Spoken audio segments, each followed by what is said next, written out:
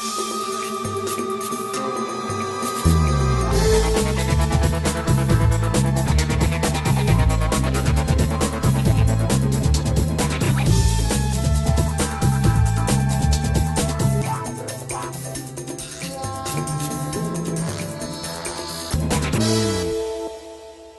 দর্শক, দেশে ও দেশের বাইরে যে যেখানে বসে আমাদের এই অনুষ্ঠান দেখছেন, আপনাদের সবাইকে আমন্ত্রণ জানাচ্ছি আজকের পাবলিক রিয়াকশন অনুষ্ঠান দেখার জন্য।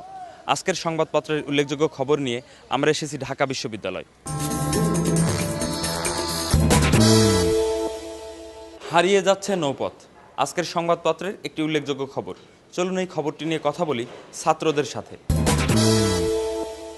নৌপথগুলো আর কি যে হারিয়ে যাচ্ছে, এটার পিছনে প্রধান দুইটি কারণ। সেটা এক রাজনৈতিক, আর দ্বিতীয়ত ভৌগোলিক বাংলাদেশের অবস্থান। যেটা পলিটিক্যালি ধরেন সরকার চেঞ্জ হওয়ার সাথে সাথে নদী দখল চলে আসে, সেখানে অবৈধ স্থাপনা গড়ে ওঠে, এবং সরকারটা যখন আবার চেঞ্জ হয় তখন ওগুলো বাতিল হয়ে আবার সেখানে নতুন করে ভরাট করে আবার অবৈধ স্থাপনা তৈরি করা হয়। হ্যাঁ, তারপর আগে যেমন পানি প্রবাহিত ছিল, লোকজনের সংখ্যাও ছিল কম, এখন লোকজন বেড়ে যাওয়ার সাথে সাথে তাদের বাসস্থান করতে হতে, এক্সট্রা চাষাবাদ করতে হচ্ছে ফসল।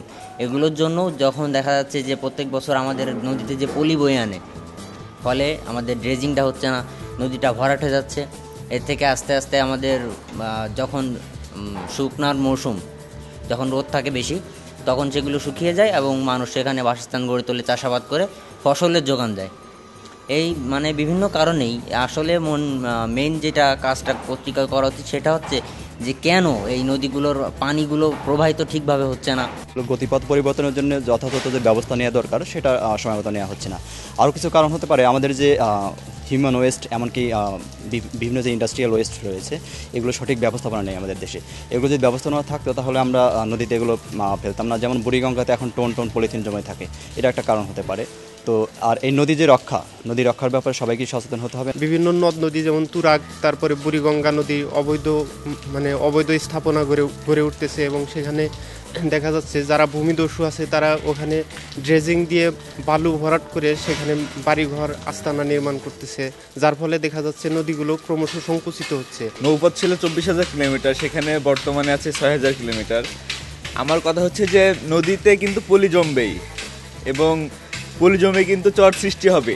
কিন্তু কথা হচ্ছে যে পলি জমবে বা যে চর সৃষ্টি হবে সেটাকে আমাদের অপসারণ করতে হবে। স্বার্থবাদী কিছু একটা মহল, তারা যেমন অবৈধ স্থাপনা গড়ে তুলছে, তাদের নিজের মতো করে নদীপথটাকে ব্যবহার করছে, যার কারণে আমাদের ভিতরে প্রচুর প্রতিবন্ধকতা সৃষ্টি হচ্ছে। আর এই প্রতিবন্ধকতার কারণেই দিনের পর দিন নদীপথটা আমাদের সংকীর্ণ হয়ে আসছে, ছোট হয়ে আসছে। উত্তরবঙ্গের নদীপথগুলো যে জন্য হারিয়ে যাচ্ছে সেটা হচ্ছে ফারাক্কাবাদ, এবং ওইদিকের নদীপথগুলো সিলেট অঞ্চলের যে জন্য হারিয়ে যাবে ভবিষ্যতে সেটা হচ্ছে টিপাইমুখ বাঁধ।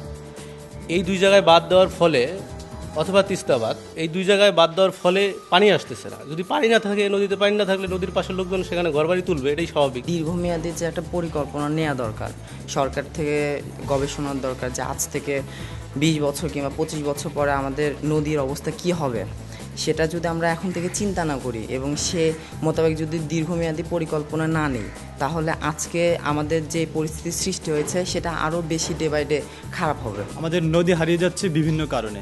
তার ভিতরে কারণ আমরা দেখতে পাচ্ছি, প্রথমে যদি আমরা তাকাই, অ্যাট ফার্স্ট আপনার নদীর অবৈধ স্থাপনা যেগুলি, এগুলি আমাদের নিজেদের ব্যাপার। এগুলি যদি আমরা পলিটিক্যালভাবে হোক বা গভর্নমেন্ট যদি কোনো এখানে হস্তক্ষেপ করে তো এটা আমাদের সম্ভব। অন্য আর একটা কারণ হচ্ছে যে আমরা ড্রেজিং আমাদের নিজেদের ব্যাপার, যেটা আমরা যদি গভর্নমেন্ট এটা যদি ড্রেজিং করে, সঠিক সময়ে যদি করে ড্রেজিং করে, তো তাতেও আমাদের পানি ফিরে পাবো, আমাদের নাব্যতাও ফিরে পাবো, আমাদের পরিবহন ব্যবস্থা আরও উন্নতির দিকে যাবে।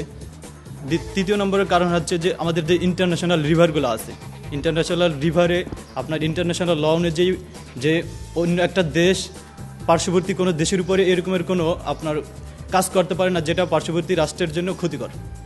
তো ইন্টারন্যাশনাল রিভার হিসেবে আমাদের তিস্তা নদী বলি, পদ্মা নদী বলি, গঙ্গা যেটা ফারাক্কা ব্যারেজ, টিপাইমুখ ব্যারেজ, আপনার তিস্তা ব্যারেজ। এখানে আমরা যদি ফারাক্কা ব্যারেজের দিকে তাকাই, ফারাক্কা ব্যারেজের যখন আপনার কন্ট্যাক্ট হয়েছিল ভারতের সাথে, তখন ওখানে আপনার দেওয়ার কথা ছিল যে যদি 70,000 কিউসেক পানি হয় এক বছরে, তাহলে 35,000 কিউসেক বাংলাদেশ পাবে, 35,000 ভারত পাবে। যদি 75,000 কিউসেক পানি হয় তাহলে 40,000 ভারত পাবে, 35,000 বাংলাদেশ পাবে। কিন্তু আদৌ এই কন্ট্রাক্ট অনুযায়ী বাংলাদেশ 35,000 কিউসেক পানি পাইতেছে কিনা সন্দেহ। ছাত্রদের মতামত শুনলেন। আপনারা যে যেখানে বসে আমাদের এই অনুষ্ঠান দেখছেন, আপনাদের সবাইকে ধন্যবাদ জানিয়ে শেষ করছি আমাদের আজকের অনুষ্ঠান পাবলিক রিয়াকশন। আল্লাহ হাফেজ।